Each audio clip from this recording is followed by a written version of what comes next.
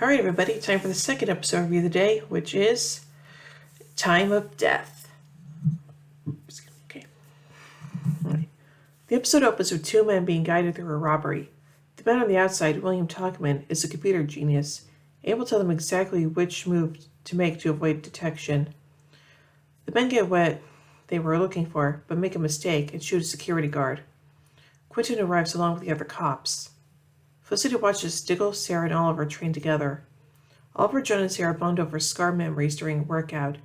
She feels left out because of her lack of them and tries to get involved in the conversation by mentioning a scar in her mouth from having her wisdom teeth removed.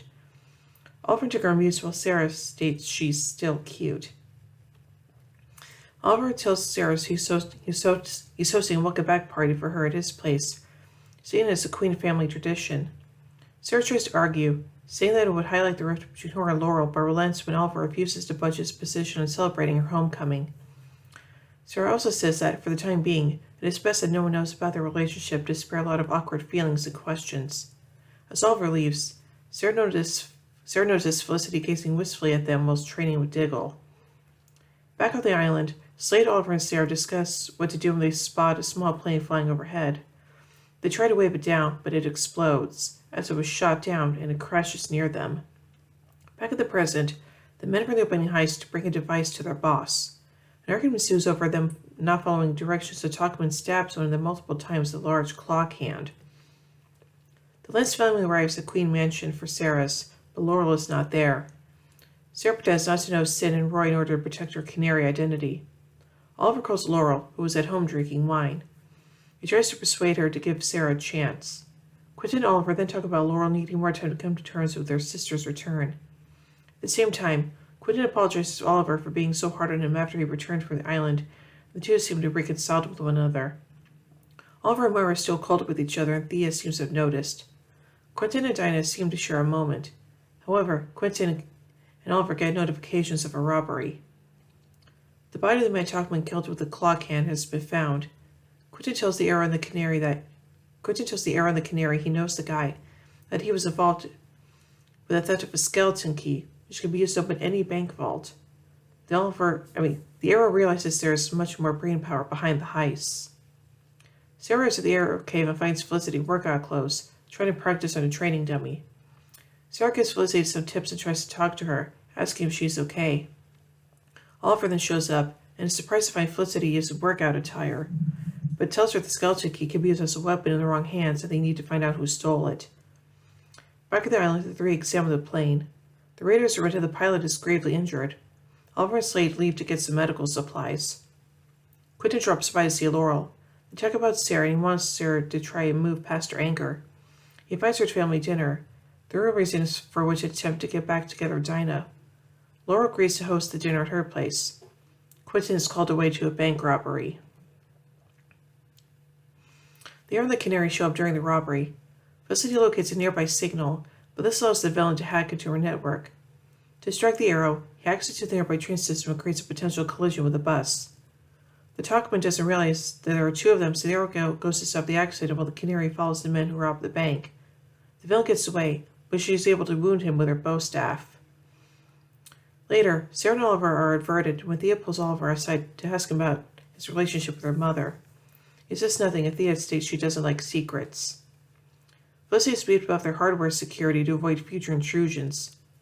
Observing the villain's blood sample on her bow staff, Sarah is able to determine he has McGregor syndrome by using Felicity's computers, causing the latter to become wary of her value to the team. Felicity finds out the mastermind is William Talkman, a former encryption engineer at Cord Industries. It seems that he is stealing money for his sister Beverly, who is suffering from cystic fibrosis and needs a lung transplant. The Air and the Canary go to Beverly's address. They find his getaway vehicle from last break-in, but inside is only a device that is putting out a signal. Well, Felicity accesses the signal remotely and allows William to once again get into her systems. This time he's able to blow up all the computers at the Arrow Cave. While cleaning up the mess in the Arrow Cave, Oliver tells Felicity to have Walter Steele liquidate some of his QC shares as bait for Talkman. Sarah offers to help with the mess, but Felicity points out that her family needs her. Sarah then invites Oliver to the Lance family dinner, which he initially declines, but Felicity somewhat bluntly points out that there's not much he can do. Slightly confused, Oliver leaves with Sarah. Was departing from Diggle, Felicity opens up about feeling inadequate around Sarah since she is a great fighter and good with computers. Diggle tries to assure Felicity that her skills are invaluable. The last film near Laurel's place quickly turns to disaster. When Quentin talks to Dinah about coming back to Starling City, and to him, Dinah admits to being in a relationship. Oliver and Sarah congratulate her. Laurel sees Oliver and Sarah exchange a glance when Sarah says everybody deserves to be happy and figures out that they are in a form of relationship. Laura angrily berates everybody at the table and storms out of her apartment. Back at the island, the dying pilot tells Sarah that his wife died of cancer years ago. He has a 12-year-old daughter and is worried she'll be alone. He asks her to make sure his daughter is cared for. Oliver follows Laurel into the hallway. She yells at him for his behavior, and he responds that everybody is having trouble. Oliver thinks that while Laurel certainly has problems, she is not doing a good enough job of taking responsibility for what she's done wrong. When Laurel asked if he was done, Oliver then states he's done caring about it and running after her. In tears, Oliver returns to the apartment while Laurel leaves. Felicity places Oliver's money in his bank vault to lure out William. She later calls Oliver and reveals she's waiting with it at the bank's computer. The Arrow, the Canary, and Diggle rush to help her.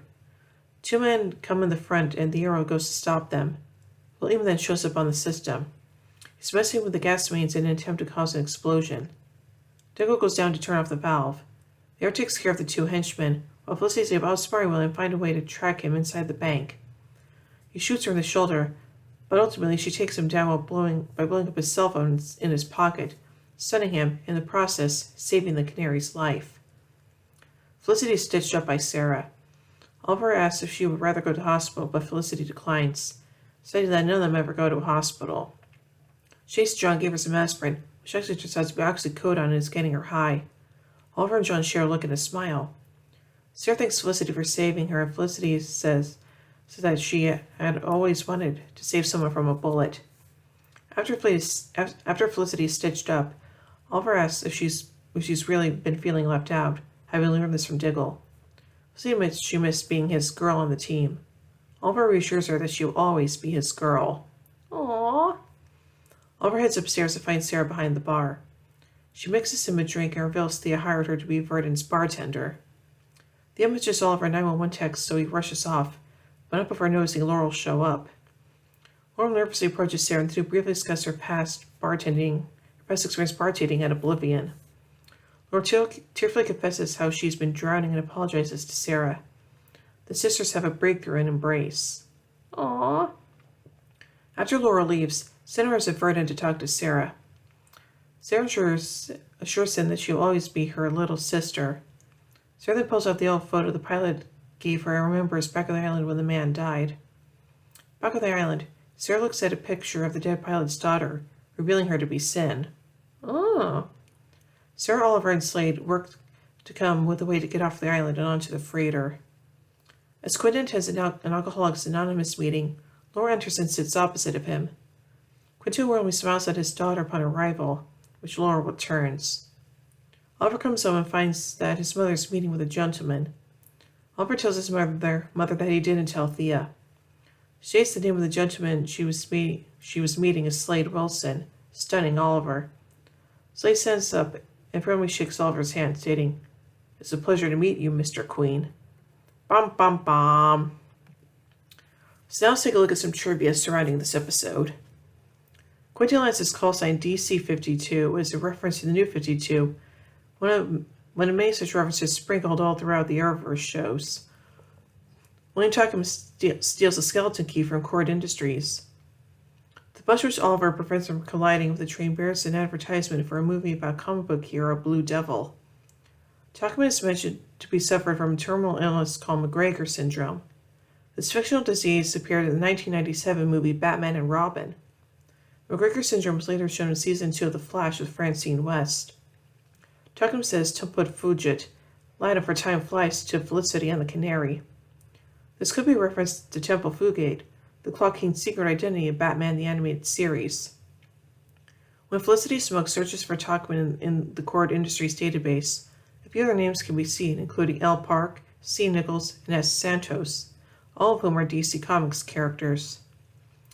Simnel revealed in a couple interviews that Oliver confronting Laurel in this episode is one of his favorite scenes throughout the series. Yeah, I can definitely see why that is. So overall, I think this is a pretty good episode, and I like the fact that Sarah and Laurel finally reconciled and stuff like that, so yeah. So overall, I give Time of Death 4 arrowheads out of 5.